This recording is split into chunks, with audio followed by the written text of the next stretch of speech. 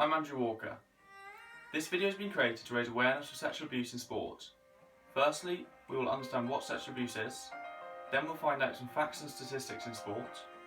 Next, we'll discover what significant events and cases there have been on sexual abuse in sport. Afterwards, I'll discuss what signs and symptoms there are for sexual abuse. And finally, we'll find out who there is to help and who we can report sexual abuse to. According to the NSPCC and HM Government 2015, sexual abuse is defined as a child or young person forced or persuaded to engage in sexual activities with or without them being aware.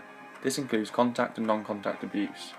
Contact abuse involves touching activities where an abuser makes physical contact with a child, including penetration. Non-contact abuse involves non-touching activities such as grooming, exploitation, persuading children to perform sexual acts over the internet, and flashing. It is commonly thought that only adult males are the perpetrators, however women and other children can also commit acts of sexual abuse. Radford et al. 2011 state that 1 in 20 children in the UK have been sexually abused. The NSPCC 2015 found that over 3,000 children need protection from sexual abuse last year. Over 90% of sexually abused children were abused by someone they knew. Radford et al. 2011 stated that 1 in 3 children sexually abused by an adult do not tell anyone. According to Bentley et al. 2016, over 47,000 sexual offences against children were recorded last year in the UK alone. In 1986, at the annual conference of British coaches, Celia Brackenbridge was the first person to speak publicly about abuse in sport.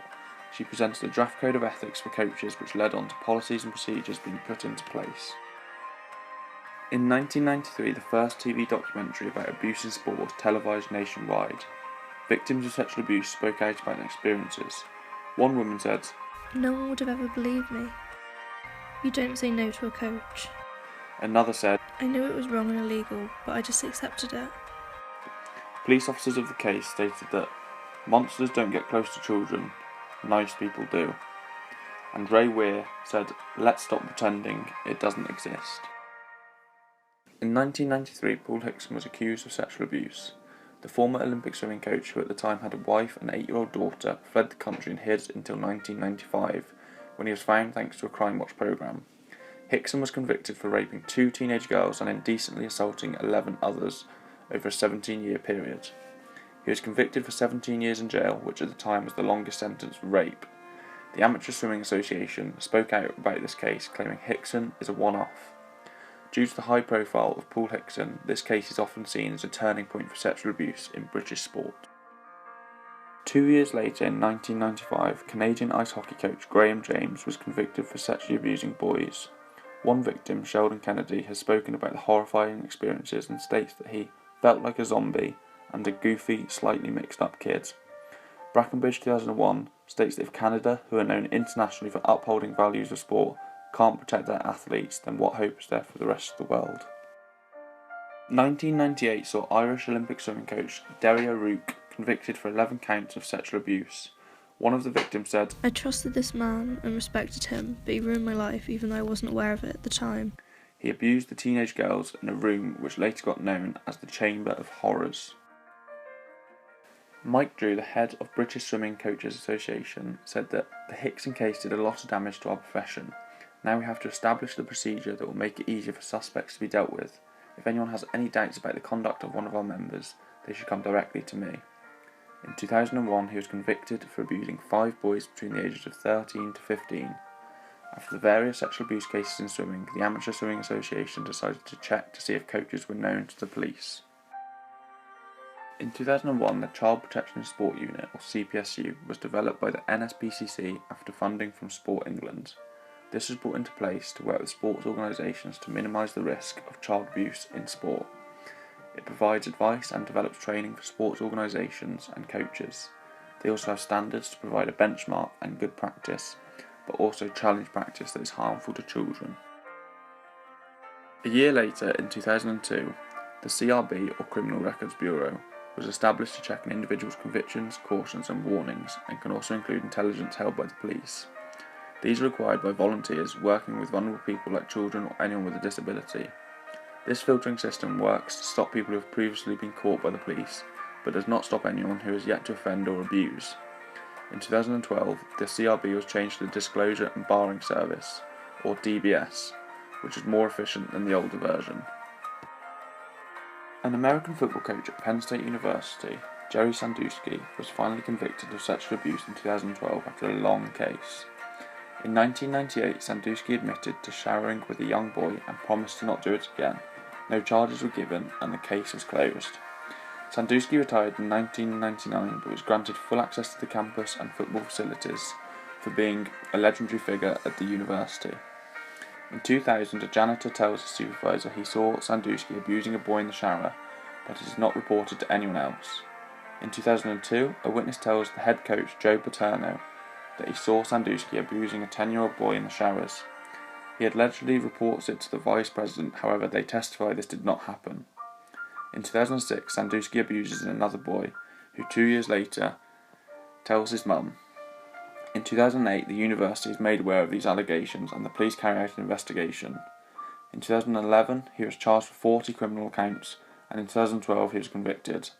Later, it is found out that the head coach, Joe Paterno, knew about the abuse from 1978 when one victim reported it to him. In 2016, former professional football player Andy Woodward spoke out abuse he suffered as a youth player, closely followed by 3 other former professional football players. 155 potential suspects have been identified, with 429 victims come forward so far. The NSPCC have had over 1,700 calls to a dedicated hotline, and it's reportedly affected 148 professional and amateur football clubs. The investigation of abuse between 1970 and 2005 is ongoing, and the victims who come forward are expected to increase. The NSPCC have discovered there are several signs and symptoms that could show a child is being sexually abused. Pay careful attention to these because they can help spot someone is in trouble and you could help them. Children who are sexually abused might stay away from certain people. They could avoid being with people such as family members or friends. They could seem frightened of a person or reluctant to socialise with them. They could show sexual behaviour that is inappropriate for their age. They might become sexually active at a young age. They could use sexual language or know information that you wouldn't expect them to. Physical symptoms could also arise such as anal or vaginal soreness, unusual discharge, a sexually transmitted infection, or be pregnant. These signs and symptoms don't mean someone's being abused, but they could be an indicator. Also, some abused children might not show any of these signs or symptoms. This is just a general guide for what's been shown in the past. Who can you report sexual abuse to? If you or a friend or family member are in immediate danger, then the police should be called straight away on 999.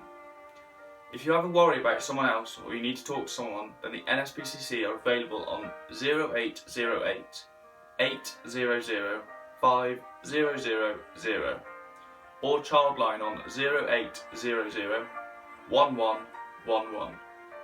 Ringing up either of these lines means you'll have someone to talk to about the problem or worry, and they'll advise you on what to do. They are there to keep you and your friends safe. Within a sporting environment, there are child protection and safeguarding officers at each national governing body. To report sexual abuse to a national governing body, there is a procedure on the NSPCC website to follow. The same is for any county sports partnerships. Each county has a partnership, which means a child protection and safeguarding officer is in each county. Every school, local sports club and leisure centre should have a safeguarding or child protection personnel to report concerns to. They will be there to speak to and will take all allegations seriously. Sexual abuse in sport is a serious issue. Remember, 1 in 20 children have been sexually abused, which is at least 1 in your class at school or college. The only way to beat sexual abuse is to follow the procedures and guidelines in place, to look out for your peers, and to report any suspicions to either NSPCC, Childline, a national governing body, a county sports partnership, or your schools, sports clubs or leisure centres safeguarding personnel. Remember, you are not alone. Remember to speak out.